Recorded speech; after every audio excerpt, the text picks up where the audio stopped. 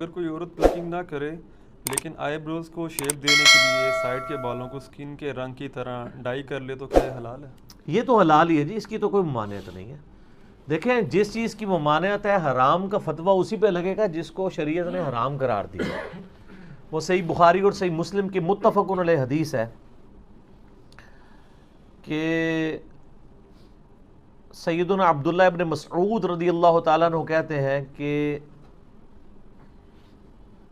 اللہ تعالیٰ نے لعنت فرمائی ہے ایسی عورتوں پر جو گندواتی ہیں یعنی ٹیٹو بناتی ہیں، یعنی جسم میں کھدائی کرا کے سیاہی ڈال کے نشان بنانا، جس طرح کئی فٹ بالرز نے بنائے ہوتے ہیں اور افریقن لوگوں نے، آپ نے دیکھا ہے نا، انہوں نے ٹیٹو بنائے ہوتے ہیں۔ یہاں پہ بھی لوگ یہاں پہ بنوا لیتے ہیں ٹیٹو اس طریقے سے۔ اور دوسری چیز فرمائی، ان عورتوں پہ لعنت ہے جو چہرے کے بال اکھاڑتی ہیں۔ ظاہر ہے اب چہرے میں ایک ہی بال ہیں جو عورت اکھاڑے گی تو لعنت ہے، اور وہ یہی والے بال ہیں، کیونکہ یہ بال اور یہ بال تو اس کے اگتے نہیں ہیں، اور اگر یہ بال اگ آئیں تو اس میں عورت پہ واجب ہے کہ یہ بال اکھاڑے گی۔ اس پہ پھر دوسری حدیث اپلائی ہو جائے گی، بخاری اور مسلم میں حدیث ہے، ان عورتوں پہ لعنت جو مردوں کی مشابہت کرتی ہیں، اور ان مردوں پہ لعنت جو عورتوں کی مشابہت کرتے ہیں۔ تو چونکہ عورت کی اب داڑھی نہیں ہوتی، تو اگر اس کی داڑھی نکل آئے تو اب اس کے لیے ضروری ہے کہ اس کو اکھاڑے، یا اس کے لیے ایسی کریم استعمال کرے کہ وہ بال جھڑ جائیں تاکہ اس کی مردوں سے مشابہت نہ ہو۔ اور اسی میں امپلائڈ ہے کہ مرد نے داڑھی رکھنی ہے تاکہ اس کی عورتوں سے مشابہت نہ ہو، لباس میں بھی، گیٹ اپ میں بھی، ہر لحاظ سے۔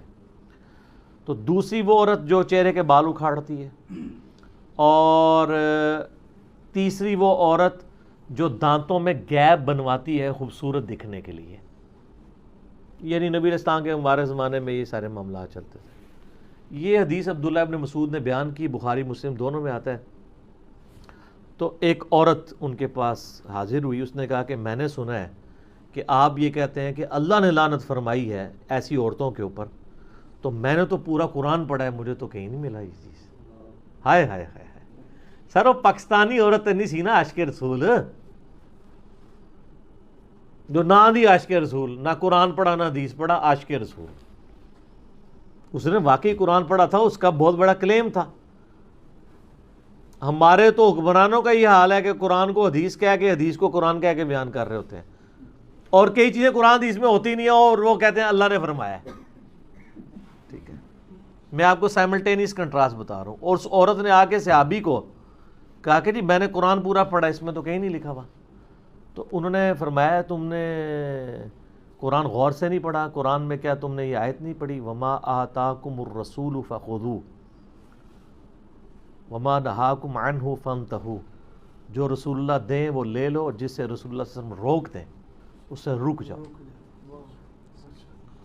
حالانکہ یہ آیت تعویل خاص کے اعتبار سے مال غنیمت کے بارے میں تھی، لیکن سیدنا عبداللہ بن مسعود رضی اللہ تعالیٰ نے اسے جنرلائز کیا۔ تو انہوں نے کہا یہ آیت پڑھی ہے نا، تو میں نے رسول اللہ صلی اللہ علیہ وسلم سے خود سنا ہے کہ ان عورتوں پہ لعنت جو یہ تین کام کرتی ہیں، تو گویا اللہ ہی نے لعنت کی ہے نا۔ جب رسول اللہ صلی اللہ علیہ وسلم کوئی بات دے رہے ہیں، وہ اپنی مرضی سے تو نہیں دے رہے، نبی شریعت ساز تو نہیں ہوتا، شریعت تو اللہ کی بنائی ہوتی ہے، نبی تو اللہ کے اذن سے وہ شریعت پبلک تک پہنچا رہا ہوتا ہے۔ تو اس عورت نے آگے سے کہا کہ آپ کی بیوی بھی یہی کرتی ہے۔ یہ آخری حل ہوتا ہے نا کسی کے بارے میں، پرسنل اٹیک۔ تو آج بھی اگر کوئی آپ پہ پرسنل اٹیک کرے تو غصے نہ ہوا کرے، کرنے دیں، کیا فرق پڑتا ہے۔ صحابہ کرام پہ بھی لوگوں نے کیا، اور نیکوکار لوگوں نے کیا، یہ نیکوکاری تھی نا عورت۔ تو انہوں نے آگے سے کوئی غصہ نہیں کھایا، انہوں نے کہا جاؤ اندر میری بیوی کو دیکھ لو جا کے۔ ان کا تمہاری بیوی بھی ایسے ہی کرتی ہے نا، یعنی وہ بھی پلکنگ کرتی ہے۔ تو وہ اندر گئیں وہ، اور واپس آئیں تو شرمندہ تھی، انہوں نے کہا نہیں آپ کی بیوی ایسا نہیں کرتی۔ پھر عبداللہ ابن مسعود نے ایک جملہ بولا، انہوں نے کہا کہ اگر ایسا کرتی ہوتی پھر وہ ابن مسعود کی بیوی نہ ہوتی۔ ٹھیک ہے، ابن مسعود تو رسول اللہ کا ماننے والا ہے، اس کے ساتھ ایسی عورت رہ سکتی ہے جو رسول اللہ کی باغی ہو؟ وہ پھر میری بیوی نہ ہوتی. تو یہ یعنی صحابہ کرام فوراً ان کا ایک ایٹیچیوڈ تھا اس حوالے سے. تو اگر کوئی عورت پلکنگ نہیں کرواتی، صرف سائڈ کے بالوں کو بلیچ کرتی ہے ہلکا ہلکا سکن کلر کے تاکہ وہ صحیح نظر آئیں، اور یہ لوگوں کو دکھانے کے لیے نہیں، اپنے خاوند کے لیے، اس میں یہ چیز بھی ضروری ہے، تو شاید ویسے ہی وہ چھوڑ دیں، لوگوں کے لیے ہی کر رہے ہوتے ہیں الا ماشاء اللہ.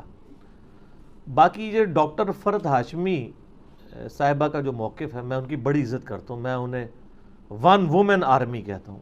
ایک اکیلی عورت نے تل پٹ کر دی ہے ہر چیز، شیطان کے خلاف ایک مجاہدہ ہیں. ان کی جو اسٹوڈنٹس ہیں ان میں زیادہ تر یہ ایشو آیا ہوا ہے پلکنگ والا. انہوں نے کہیں ایک بات کی کہ اگر کسی کے بہت زیادہ یعنی بھویں چوڑی ہو جائیں تو وہ کر سکتی ہے کیونکہ وہ نیچر سے ہٹی ہوئی ہیں. اصل میں تو اسلام میں تخلیق بگاڑنے کی ممانعت ہے نا، جو اس حدیث میں بھی آیا نا، جو عبداللہ ابن مسعود علی، اس میں یہ بھی الفاظ ہیں کہ یہ تخلیق بگاڑتی ہیں، جو ٹیٹو بنوائیں یا یہ کریں یا یہ اکھاڑیں. تو اور قرآن حکیم میں سورہ نساء کی آیت نمبر 119 ہے وَلَآمُرَنَّهُمْ فَلَيُغَيِّرُنَّ خَلْقَ اللَّهِ. شیطان نے کہا تھا کہ اے اللہ میں اولاد آدم کو ابھاروں گا کہ تیری تخلیق کو وہ بدل دیں. تو اسلام میں تخلیق بدلنا حرام ہے. اسی کے تحت داڑھی مڑانا حرام ہے نا. اللہ نے مرد کی اگائی ہے، عورت کی نہیں اگائی. تو البتہ کچھ چیزیں تخلیق بگاڑنے میں ہی فطرت ہے، جیسا کہ زیر ناف بال یا بغلوں کے بال یا ناخنوں کا کاٹنا. اب یہ اللہ کی تخلیق کو آپ بگاڑ رہے ہیں، لیکن یہ فطرت ہے. یہاں پہ اس کو بگاڑنا فطرت ہے، ختنہ کروانا بگاڑنا ہے، لیکن وہ فطرت ہے. اس کا حکم علیحدہ سے آ چکا ہے. اور بخاری مسلم میں حدیث ہے کہ فطرت میں جو ہے وہ 5 چیزیں داخل ہیں: مونچھوں کا پس کرنا، ناخنوں کا کاٹنا، زیر ناف بال اور بغلوں کے بال جو ہے ان کو اکھاڑنا اور خطرہ کرنا. وہ ایک الگ سے ایک مسئلہ ہے. لیکن یہاں پہ جو مسئلہ ہے نا کہ اگر کوئی بلیچ کروا لیتا ہے وہ تو بالکل ٹھیک ہے، اس کو اکھاڑے نا. تو وہ میں فرد ہاشمی صاحبہ کا بتا رہا تھا کہ انہوں نے اس طرح کو بات کی کہ بہت چوڑے ہوں تو وہ کاٹ لیں تو خیر ہے. اب وہ اس کا نتیجہ یہ نکلا ہے کہ جو ہمیں خبر ہے فزیکلی کہ وہاں پہ ساروں نے ہی سمجھ لیے کہ ہمارے چوڑے ہی ہو گئے ہیں. ورنہ تو ہونا چاہیے آپ گوروں والا ایک طریقہ اڈاپٹ کریں کہ آپ کہیں جی ہم نے 1000 عورتوں کے اوپر فزیکلی یہ پرفارم کیا ایکسپیریمنٹ کہ عورت کے جو بھووں کی آئی بروز کی چوڑائی اتنی اور اتنی موٹائی ہونی چاہیے، تو یہ ہمیں ایک سٹینڈرڈ ملا ہے، اس سے جس کا ہٹے وہ آگے پیچھے کر سکتا ہے. ہر کسی کو یہی نظر آ رہا ہے، اور عجیب جو ہے وہ جننیاں بنی ہوئی ہوتی ہیں، ٹھیک ہے نا، خام خواہ. اور پھر یہ بھی لوگوں نے دماغ میں ڈال دیا کہ جس نے ایک بار کر دیا ہے تو وہ پتہ نہیں اب دوبارہ نہیں. میری وائف تو شادی سے پہلے نہیں کرتی تھی، ایک آدھ دفعہ اس کی سہیلیوں نے زبردستی اس کے ساتھ یہ معاملہ کیا، تو شادی کے بعد آج 14 سال ہو گیا، کوئی فرق نہیں پڑتا. بھی خام خواہ یہ نہیں لوگوں کے دماغ میں ڈالا ہوا ہے. تو وہ بلیچ کر لیں، اس سے بہتر ہے. بلیچ کرنے میں کیا ہوتا ہے کہ صرف وہ کلر چینج ہوتا ہے سکین والا، بال ادھر ہی موجود ہوتے ہیں لیکن دیکھنے میں نظر نہیں آ رہے ہوتے. تو یہ بھی یعنی ایک آئی بروز کو شیپ دینے کا ایک طریقہ ہے، لیکن یہ جائز طریقہ ہے کیونکہ اس میں آپ بال اکھاڑ کوئی نہیں دیں. تو لہذا شریعت کا جو فتویٰ ہے نا وہ اس سے اٹھ جائے گا. فتویٰ لگانے کے لیے منوان ویسی چیز ہونا ضروری ہے. اور یہاں پہ میں ایک ضمناً ایک بات بتا دوں، صحیح بخاری اور صحیح مسلم میں حدیث ہے کہ نبی صلی اللہ علیہ وآلہ وسلم نے بالوں کی جو چٹیا ہے نا، یعنی اس میں پرانگدہ، بالوں کا پرانگدہ کرنے سے بھی منع فرمایا ہے. یعنی کوئی عورت بالوں کا پرانگدہ نہیں کر سکتی. جو چٹیاں بناتے ہیں نا تو عموماً ہماری عورتیں تو جو بوڑھی عورتیں ہیں وہی استعمال کرتی ہیں.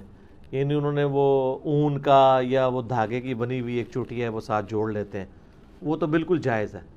لیکن عورت کے بالوں میں عورت دوسری عورت کے بالوں کا کرنا یہ حرام ہے. یہ چونکہ اکثر لوگ مسئلہ پوچھتے ہیں تو میں ضمناً بتا دیا کہ جس پرانگدے کی ممانعت آئی ہے احادیث میں وہ بالوں کا ہے.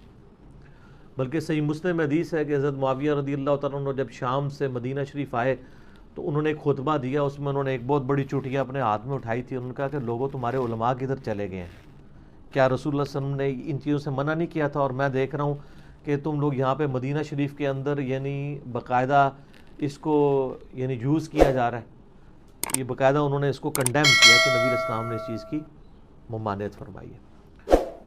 البتہ جو عام پرانگدے ہیں وہ بالکل درست ہیں۔ اسی طریقے سے اگر کسی کے بالکل سر کے بال ختم ہو گئے ہیں مرد کے، اور سر کے اوپر وہ وگ لگانا چاہتا ہے بشرطے کہ وہ دھوکہ دے کے کوئی رشتہ نہ کرنا چاہ رہا ہو اس کی وجہ سے، تو وگ لگانے کی بھی اجازت ہے۔ اور جو پرماننٹلی فکسڈ وگیں ہیں ان میں آپ کو وضو کرنے کے لیے، غسل کرنے کے لیے اس کو اتارنے کی بھی ضرورت کوئی نہیں ہے کہ آپ کہیں کہ میں اتاروں گا۔ اس طریقے سے اب تو خیر اس سے بھی اچھی چیز آ گئی ہے، یعنی ہیئر ٹرانسپلانٹ والا مسئلہ ہے، وہ تو ویسے ہی ٹھیک ہے، وہ آپ کے اوریجنل بال ہیں وہ لگا دیے جاتے ہیں، اس میں تو ویسے کوئی ایشو نہیں ہے۔ تو یہ میں نے ساتھ ساتھ کچھ مسائل تھے جو اس سے ریلیٹڈ وہ میں نے بتا دیے تاکہ ایشو اس حوالے سے ریزالو ہو جائے۔ لوگ پوچھتے رہتے ہیں سوال اکثر، تو میری کوشش ہوتی ہے جو اس سے ریلیٹڈ چیزیں وہ ساتھ ساتھ بیان کر دی جائیں تاکہ کوئی مسئلہ نہ ہو۔ ٹھیک ہو گیا؟ علی بھائی اسی میں ضمناً سوال ہے، عورت یا مرد کے لیے ہاتھوں سے یا ٹانگوں سے بال ریموو کرنا کیا یہ بھی جائز ہے؟ اس کی کوئی حرمت اس طریقے سے تو آئی نہیں ہے کہ کوئی کہے کہ ہاتھ اور بال یعنی پاؤں کے بال ریموو کرنے کو ممانعت ہو، لیکن اس کے ہم میڈیکلی تو نقصانات ہی دیکھ رہے ہیں۔ وہ ایک بار کرتے ہیں پھر بار بار ان کو مصیبت سے گزرنا پڑتا ہے۔ اور مجھے بتائیں یہ ٹانگیں جو ہیں اس طریقے سے بال ریموو کر کے اس میں سے کیا نکالنا ہے کسی نے؟ یہ ٹانگوں کے بال ریموو کر کے ان عورتوں نے پھر ٹخنوں سے اوپر شلواریں کرنا شروع کر دی تھی اپنی وہ نمائش کرنے کے لیے، تو اس طریقے سے ہاف سلیپ پہننا شروع کر دی، لوگوں کے دکھانے کے لیے وہ کر رہی ہوتی ہیں نا۔ اگر وہ کہتا ہے خامدوں کے لیے کر رہی، خامد ہی عورتیں گال کوئی نہیں مننی ہے، ٹھیک ہے۔ اور مجھے حدیث یاد آ گئی، بخاری مسلم میں حدیث ہے، نبی صلی اللہ علیہ وآلہ وسلم نے فرمایا کہ مجھے اللہ تعالیٰ نے جہنم دکھائی تو میں نے اپنی امت کی عورتوں کی اکثریت جہنم میں دیکھی۔ استغفر اللہ، اللہم اجرنا من النار، آمین۔ تو اس لیے کہ یہ ناشکری ہیں، تو صحابہ نے کہا علیہم رضوان کہ یہ اللہ کی ناشکری کرتی ہے؟ ان کا نہیں، اللہ کی نہیں کرتی، اپنے خامدوں کی کرتی ہے۔ اور نبی علیہ السلام نے اس کے اوپر جو جملہ ارشاد فرمایا بڑا زبردست ہے۔ آپ فرمایا ان عورتوں کا یہ حال ہے اگر پوری زندگی ان کا مرد ان کے ساتھ حسن سلوک کرتا رہے اور کبھی کوئی مسئلہ چھوٹا سا بھی مس ہینڈل ہو جائے تو یہ کہتی ہیں جب سے تیرے پاس آئی ہوں میں نے سکھ کا ایک دن بھی نہیں دیکھا۔ یہ نبی علیہ السلام نے ارشاد فرمایا، اور بخاری مسلم دونوں میں یہ حدیث ہے۔ تو اچھا یہ حدیث آپ یاد رکھیں، آپ کو بڑا مزہ آئے گا۔ میری بیوی جب میرے ساتھ لڑ رہی ہوتی ہے تو میں فوراً یہ حدیث یاد کرتا ہوں اور مسکراتا ہوں، تو وہ پوچھتی ہے کیوں؟